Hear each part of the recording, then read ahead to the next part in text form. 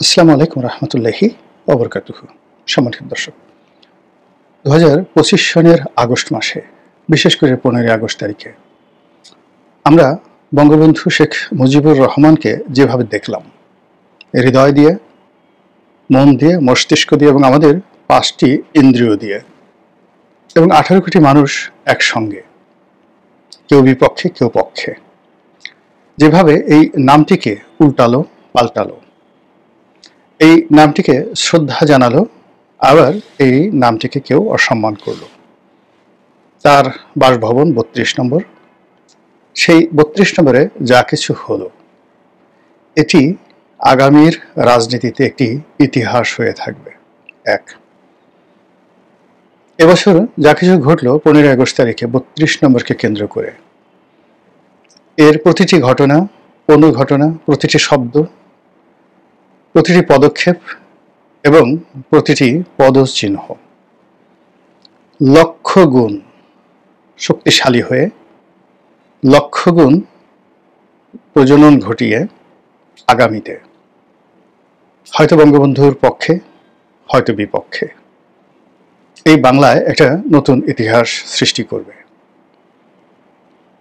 বঙ্গবন্ধুর নাম আমি আসলে আমার বোধ এবং বুদ্ধি হওয়ার পর থেকেই শুনেছি, ছবিতে দেখেছি, কিন্তু কখনো তাকে সরাসরি সামনাসামনি দেখার সুযোগ আমার হয়নি।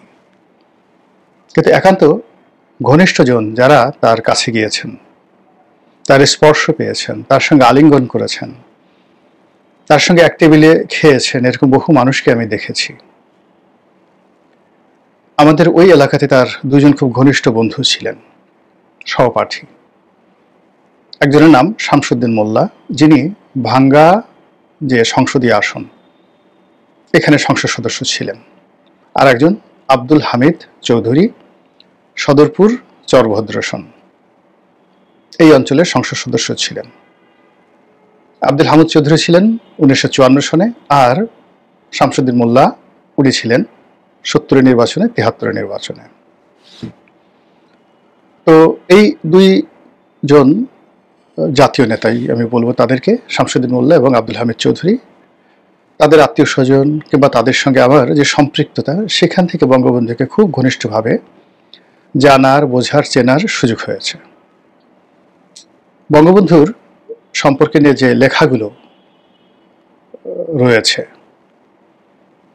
গল্প, কবিতা, উপন্যাস, যা কিছু রয়েছে, যা কিছু পড়েছি, তো ওই যে যাদের কাছ থেকে শুনেছি তার সম্পর্কে, ওই লেখাগুলোর সঙ্গে তা মিলিয়ে দেখেছি।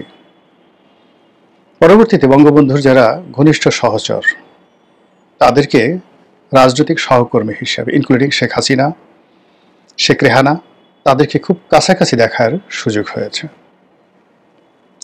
প্রথমত হলো যে বঙ্গবন্ধুর যে অনিন্দতা, বঙ্গবন্ধুর যে স্বকীয়তা, তার যে হোমোজেনিয়াসনেস, এটি এই বাংলায় আর কারোর মধ্যে নেই, কোনো রাজনৈতিক নেতার মধ্যে নেই, এমনকি অন্য যারা আছেন তাদের মধ্যে নেই। কিভাবে দেখুন, তিনি যে রক্ত থেকে বা বংশ থেকে এসেছেন, সেই বংশের যারা লোকজন আছে সবার দিকে তাকান, অল শেখস। এখন শেখ সেলিম অনেক ছোটখাটো একজন মানুষ, 5 ফিট উচ্চতা তার নেই, কিন্তু মনে হবে যে ছোটদের বঙ্গবন্ধু, একটা ছোট আকৃতির বঙ্গবন্ধু শেখ সেলিমের মধ্যে আছে। আপনি যদি শেখ হেলালের দিকে তাকান, শেখ হেলালের অন্য যে 3-4টি ভাই আছে তাদের দিকে তাকান, শেখ হেলালের বাবার দিকে তাকান, মনে হবে তারা সবাই এক একটা বঙ্গবন্ধুর প্রতিচ্ছবি। আপনি যদি শেখ রেহানার দিকে তাকান, শেখ হাসিনার দিকে তাকান, শেখ রাসেল, তারপর এমনকি বেগম ফজিলাতুন্নেসা মুজিব, তার স্ত্রী, আপনি সকলের মধ্যে চেহারা শুরুতে এক একটি মুজিব দেখতে পাবেন, এক একটি মুজিব দেখতে পাবেন। সেটা শেখ ফজলুল হক মনির হোক, শেখ মারুফ হোক, আবুল হাসনাত আবদুল্লাহ হোক, অন্য যে কোনো লোক হোক, তার রক্ত যেখানে যেখানে গেছে ওখানে তিনি একটি মানচিত্র রেখে দিয়েছেন এই জমিনের বুকে। এরকম মানচিত্র আপনি বাংলাদেশে অন্য কোনো ধর্ম, বর্ণ, সম্প্রদায়, গোষ্ঠী, পেশা কারোর মধ্যে দেখতে পাবেন না। আপনি এই বাংলায় অন্ততপক্ষে কয়েক হাজার এরকম বঙ্গবন্ধুর প্রতিচ্ছবি দেখতে পাবেন মানুষের মধ্যে। আপনি যদি গোপালগঞ্জ যান, ফরিদপুর যান, আপনি গিয়ে দেখবেন যে বঙ্গবন্ধুর যে ভাষা বা ফরিদপুরের যে ভাষা, এ দুটো এমনভাবে মিলে গেছে, ও ভাষা আর বঙ্গবন্ধুর মধ্যে আপনি কোনো আলাদা করতে পারবেন না। মনে হবে যেন এই ফরিদপুরের মাটি, গোপালগঞ্জের মাটি, টুঙ্গিপাড়ার মাটি, এখানকার মানুষ এবং এখানকার মানুষের যে ভাষা, এগুলো বঙ্গবন্ধুর মধ্যে এমনভাবে গজিয়ে উঠেছে, ফুটে উঠেছে, এমনভাবে এগুলোর যে বিস্তৃতি ঘটেছে। তো এই বঙ্গবন্ধুকে ফরিদপুর, এই বঙ্গবন্ধুকে গোপালগঞ্জ, এই বঙ্গবন্ধুকে টুঙ্গিপাড়া নাকি টুঙ্গিপাড়া বঙ্গবন্ধু, এটা আপনি আলাদা করতে পারবেন না। এবং বাংলাদেশের কোনো জাতীয় নেতাকে আপনি এভাবে তার অঞ্চলের সঙ্গে, তার পোশাক, তার কথা, তার চেহারা, তার আচরণ, তার খাদ্যাভ্যাস, কোনো কিছু এভাবে একত্রে মেলাতে পারবেন না। আপাদমস্তক। প্রথমত তিনি তার জন্মভূমির প্রতিচ্ছবি, দ্বিতীয়ত তিনি তার মাতৃভূমির প্রতিচ্ছবি, বাঙালির প্রতিচ্ছবি। তারপরে তার নেতৃত্বের গুণাবলী। আমি খুব অবাক হয়ে যাই যে তার সঙ্গে যাদের বিরোধ ছিল, একেবারে দাকুমরা সম্পর্ক ছিল, নিজের দলের মধ্যে এবং নিজের দলের বাইরে। এমনকি তার সঙ্গে যাদের মারামারি হয়েছে, কাটাকাটি হয়েছে, তারা কেন তার জন্য কাঁদেন? তারা কেন তার জন্য বিনিদ্র রজনী যাপন করেন এবং কেন তারা হাত তুলে তার জন্য দোয়া করেন? এত সরল, এত স্বাভাবিক স্বভক্তি, এত সত্য কথা তো কেউ বলেনি।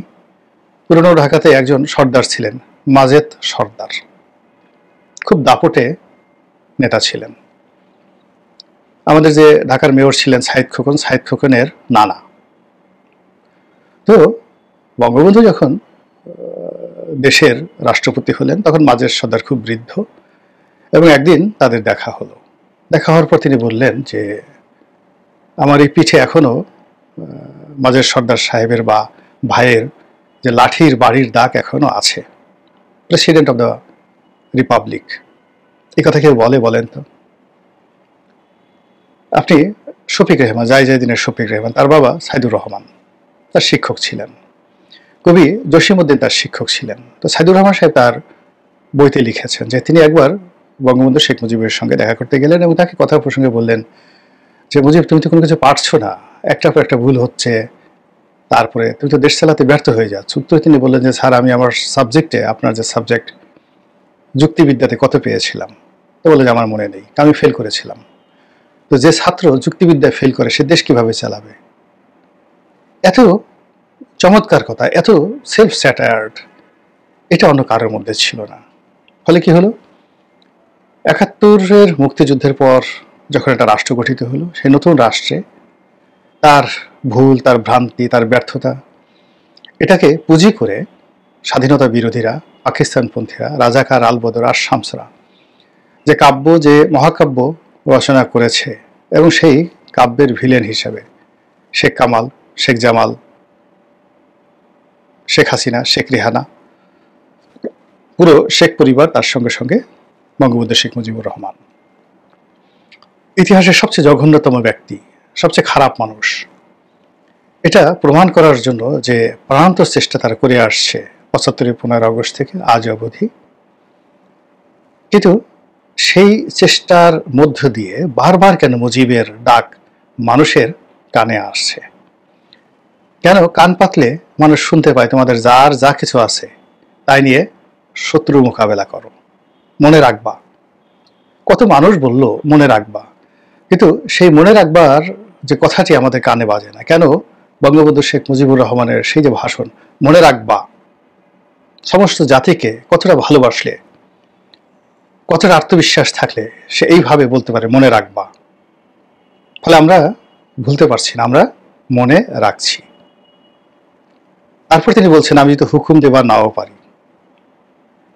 একজন নেতাকে যদি দেখান যে 18 কোটি মানুষকে, 7.5 কোটি বাঙালিকে উদ্দেশ্য করে এত বড় কথা বলতে পারে, একেবারে তুমি করে, যে আমি যদি হুকুম দেবার নাও পারি, এই যে মানুষ কান খাড়া করে ওই বক্তব্যগুলো শুনছে আর ভাবছে যে এভাবে তো কেউ আমাদেরকে বলছে না মনে রাখবা, এভাবে তো আমাদেরকে কেউ হুকুম দিতে চাচ্ছে না, এভাবে তো কেউ আমাদেরকে আশ্রয় দিতে পারছে না, এভাবে তো কেউ আমাকে আশ্বাস দিতে পারছে না। এই লোক কে? এ আমাদের কি হয়? কেন তার জন্য পেট পুড়ে? কেন তার জন্য এত কষ্ট হয়? কেন তার জন্য বেদনা হয়? তার বাড়ির নাম শুনলে, তার নাম শুনলে কেন হৃদয়ে শিহরণ জাগরিত হয়? কেন তাকে দেখলে মেজাজ গরম করা যায় না? কেন তার ওই যে দুটি মায়াবী চোখ, তার সেই ঠোঁট, তার সেই কণ্ঠস্বর, তার সেই বলিষ্ঠ দেহ, তার সেই অজানুলম্বিত যে দেহ সুষ্টভ, বারবার কেন মানুষের মনে নতুন একটা পটভূমি তৈরি করে?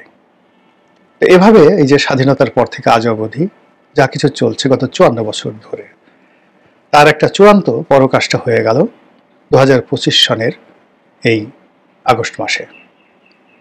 এই সময় যেভাবে মৌলবাদ বাংলাদেশে শক্তিশালী হয়েছে, যেভাবে পাকিস্তানের জয় জয়কার আবার শুরু হয়েছে, যেভাবে জয় পাকিস্তান নয়, পাকিস্তান জিন্দাবাদ, কিংবা যেভাবে পাকিস্তানের কৃষ্টি কালচার, পাকিস্তানের আইএসআই, পাকিস্তানের সেনাবাহিনী, পাকিস্তানের সব কিছু আবার স্বপ্ন হয়ে দেখা দিয়েছে, এবং বিশেষ বিশেষ গোষ্ঠী এটিকে আবার পূর্ব পাকিস্তান বানানোর যখন চেষ্টা করছে, তখন কেন মুজিবের ডাক কানে ভাসছে?